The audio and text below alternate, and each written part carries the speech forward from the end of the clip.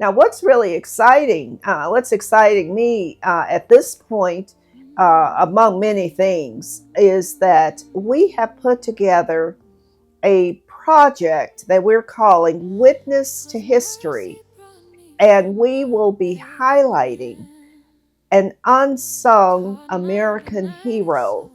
When I say unsung American hero, I mean that he is not known outside of the Black press or outside of the Black community to the extent that some other war correspondents who have recorded history may be.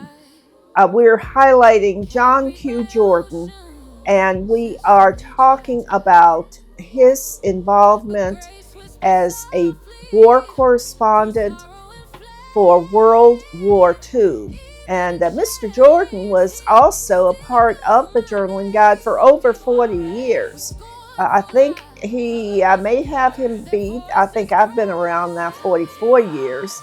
The longest serving member of the Journaling Guide was our founding publisher, P.B. Young Sr., who was with the paper for about 50 years before he passed in 1963 time period.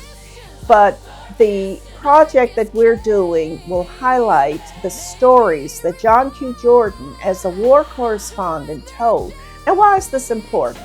Why does it matter that the world knows that John Q. Jordan was a war correspondent during World War II, and that the stories he told were from the front lines of battle in Italy and in France?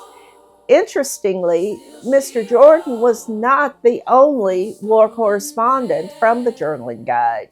We could do this Witness to History series for a number of years because the Journaling Guide, along with about 4 other national Black newspapers in the 1940 time period, that many of them were telling the stories from the front line of Black servicemen and women, how they were adjusting to the military, what was going on, why they were fighting for democracy.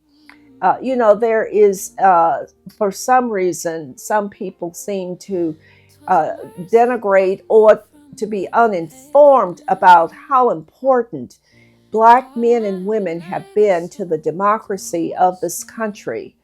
Our soldiers and seamen who were a part of all the way back to the Revolutionary War in the 1700s have helped to ensure that America is what it is, a democracy, which is part of the reason that the war correspondents were there, because nobody was telling the stories about what was happening to the adjustment of Black men and women away from America, where they served.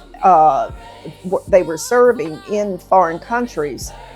And at the same time, in our country, they were facing a segregated environment.